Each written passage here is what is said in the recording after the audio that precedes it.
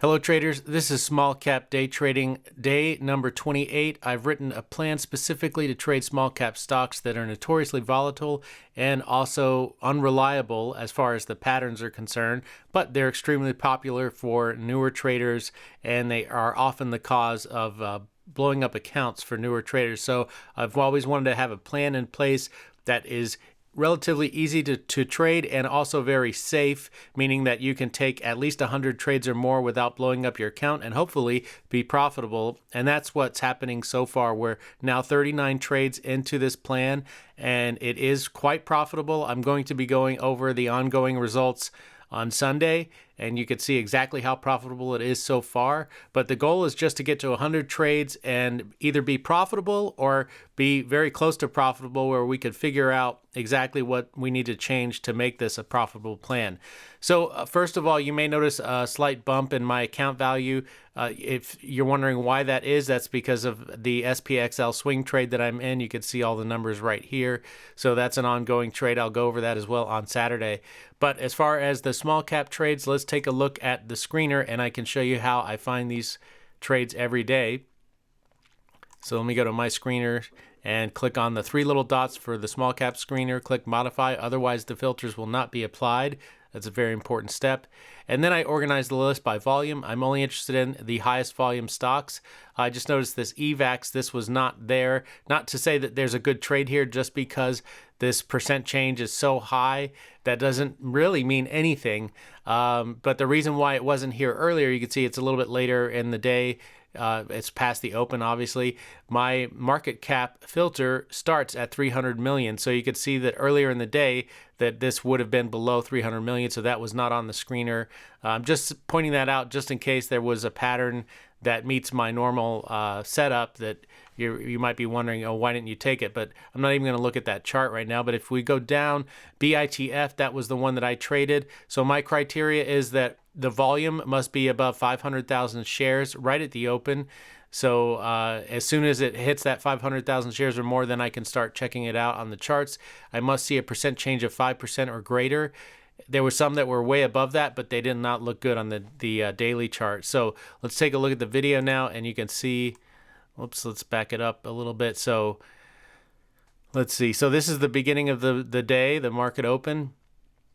I always read through my plan and my rules before I start the trading day. That's extremely important. So here I am going through the stocks on that screener, and then HIMS was below the 200 MA on the daily chart, so it immediately gets knocked off.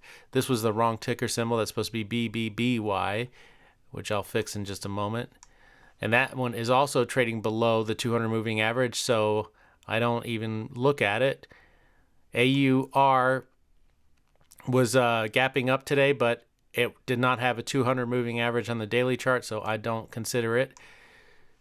BGFV, that one must have been above the 200. Yeah, there we go. So that stays on the chart. And then SPIR, that's below the 200. So there was actually a lot of stocks on the screener, but you could see they did not meet my chart criteria. Most of them did not meet my daily chart criteria, so they get removed even though they're meeting the screener criteria. All of this criteria is written down in a trading plan, and that's what I read every single day. So I know exactly which stocks to look at and which stocks to reject and all that kind of thing.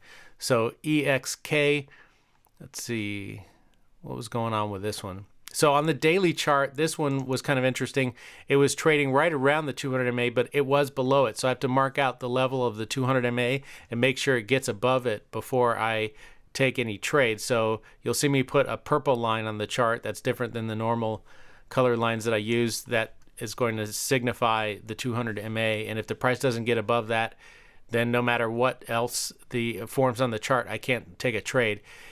Let me see if this is NPTN or not. I think it is. I wanted to point this one out because this one looked good on the screener, had a big gap up, but whenever they're trading with this kind of a sideways pattern, when they gap up out of nowhere and they're trading sideways, I don't look at them at all, because generally what's going to happen is the price is just going to continue sideways throughout the day, and it's very difficult to get a 2-hour trade out of that, usually impossible. All right, let's keep moving. Let's see. So today was a busy day. I had to look through a lot of stocks. Sometimes it's only one or two. So BGFV is taken off. It's broken out through its previous high. So that's a good sign of strength. This stock may have given a 2-hour trade. I'm not sure, but by the time that I was done trading, it had never given an entry. So you can see here, the first yellow line, that's the previous high of day. That's the first sign of strength according to my trading plan. And then the high of day has been established on the second yellow line. So at that point, I don't do anything. I just watch, and I want to see it break out above that previous high and make a new high. That's why that white line is out there. It's to remind me that I need to wait until a new high is established, and then a pullback from that new high. That's where I can enter. So that's what that's about. So let's keep going here. You can see EXK never got above that 200 MA, at least so far. All right, VUZI, that also looked good on the screener, but was below the 200 MA on the daily chart. So that gets rejected. And we're getting to the trade now pretty quickly here. So here's BITF. So this, if you watched the video from yesterday, you know that I was late to the open. I had some stuff to take care of in the morning. And as soon as I logged into the Webull account, it was like 9:37. And there was a trade just like this, a pattern just like this. I can't remember what ticker symbol, but the video is up from yesterday if you want to check it out. It looked exactly like this and gave a nice, easy one and done trade. And that's not why I took this. I took this because this met my chart plan criteria exactly. So my trading plan criteria exactly. So this would have been taken either way. But I'm just pointing out how just because on one day you get a nice easy one and done trade doesn't mean that it's going to happen the next day or really ever again. And the main thing is that you just have a very specific trading plan and you only trade because your criteria is met. And that's what I did here. So this first yellow line is actually the second yellow line. I just didn't get a chance to put out the previous high of day yet, but it did break out right away through the previous high of day. And this is the second high of day, or sorry, this is the first high of day. And the white line is the second high of day, and now we're just waiting for a pullback and a new high to be made. So if this candle breaks over this red candle, even though this is just the first pullback candle, I have to take the trade. That's what my plan says, and that's what happened yesterday, and it ended up with a nice and easy one and done 2-hour trade. So it's not enough to keep you out of taking the trade just because it was only one pullback candle. So let's see what happens here. All right, so let me try to get that in real time. So it kind of pops up above that candle all at once. Let's see, watch this. There you go. You see it popped, and then I hit my hotkeys to get in. And we only got 1 cent slippage on that. It looks like we might have suffered more slippage, but we didn't. 721 was the ideal entry, and 722 is our actual entry. So now you'll see me blow this up on the chart. So this is trade number 1 of the day. I could take a maximum of 3 trades per day, assuming that none of the previous trades go to 2R. As soon as I get a 2R trade, I have to stop trading for the day. So now we're using the XR calculator. I call it XR because you can put in any reward factor you want, where the other one is strictly 2R. And this comes in handy. You'll see why in just a moment. So the profit target is 740 based on that. So I placed my profit target at 740. Now the trade is done, it's taken care of. I don't have to do anything. I could just walk away and this will take care of itself.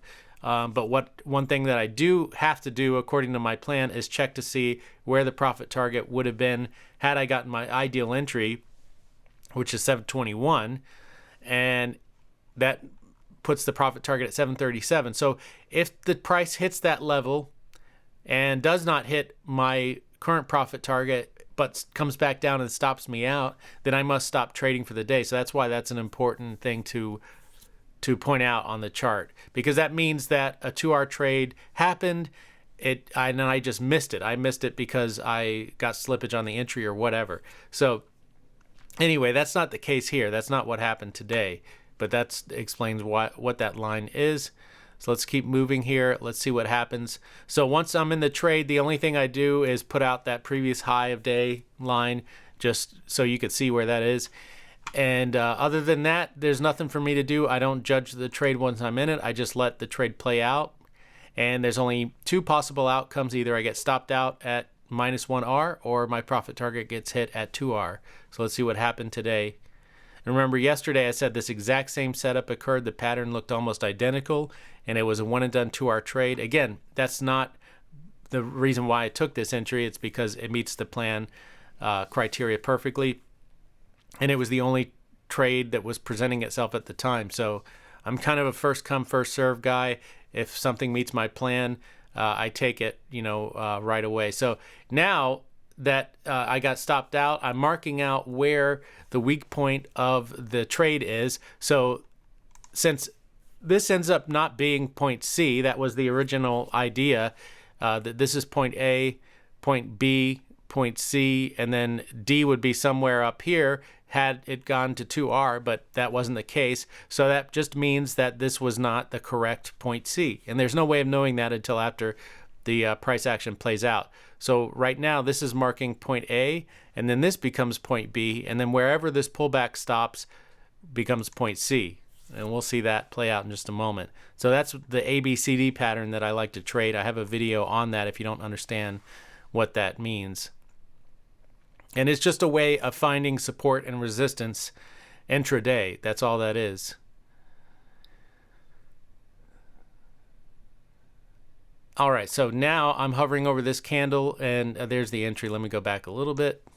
So I'm just waiting for the 1 minute candle to make a new high, as long as it doesn't come down below this red line. That's what I'm supposed to do when I get stopped out on the first trade, is just let the price continue down, and whenever 1 minute candle makes a new high, I get back in. So that kind of assumes that the first entry was just early, that everything else is right about this trade, but we just got chopped out on the first entry. So all that's built into the plan. That's not something I have to decide once the trade day has started.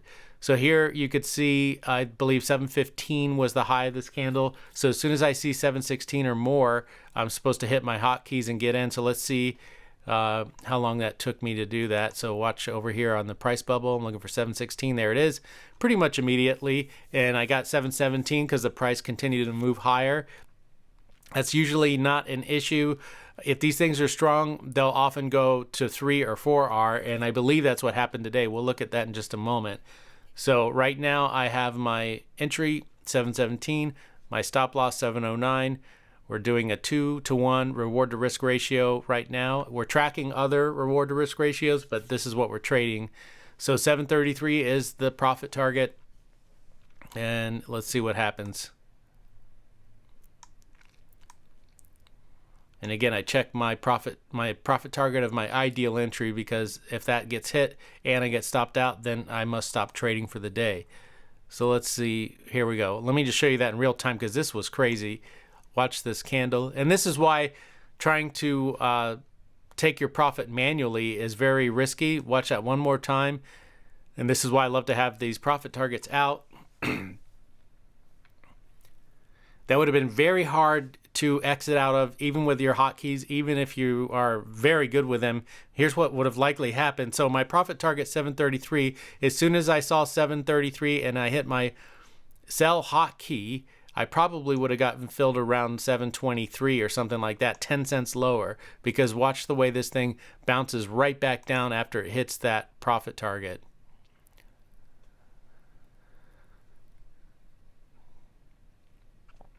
Some people ask me, why don't I just move my stop up? There you go. Let's see. Look, right now it's down 728. That's 5 cents lower. So it would have been very easy to get a whole bunch of slippage had I been manually exiting this trade, or had I been moving my stop up instead of just leaving the profit target there. I probably would have gotten chopped out on that as well. So anyway, that's the trade, and that's the end of the trade day. The other thing that I'd like to check is to see if this thing went to 3R and 4R. So let's just double check what our actual entry was.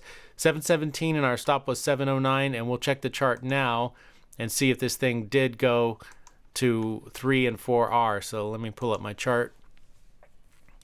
All right. I think 717 and 709 were the numbers. So 717, 709, and let's try 3R, and the profit target was 741, and our stop loss was down here. So as long as it hits that level before stopping us out, then, which obviously it hasn't stopped us out yet, then we're good. So 741 is right here. So obviously it hit that level. Did it go to 4R? 749 is right here. Yep, it went to 4R. It doesn't look, it might have gone to 5R. I don't think so. Let's see. Yep, it went to 5R, just barely. You may have not gotten filled over here, but it's just interesting to see how strong these stocks can actually be, and that's the next level of testing. We're taking the trades up to 2R. We're tracking 3R. If this thing, once this test is finished, if it ends up still being profitable and 3R looks like the way to go, meaning that it's more profitable than 2R, and so far it is, I'll show you all of that stuff on Sunday, then I'll start tracking, 4R, maybe 5R, and see where the best profit target is for these small cap stocks in the long run. So anyway, if you have any questions about this trade or any others, let me know in the comment section below. As always, go into every single trade with a plan and stick to that plan no matter what. Always take your stop losses, honor your profit target, and in the long run, you should be green. Take care.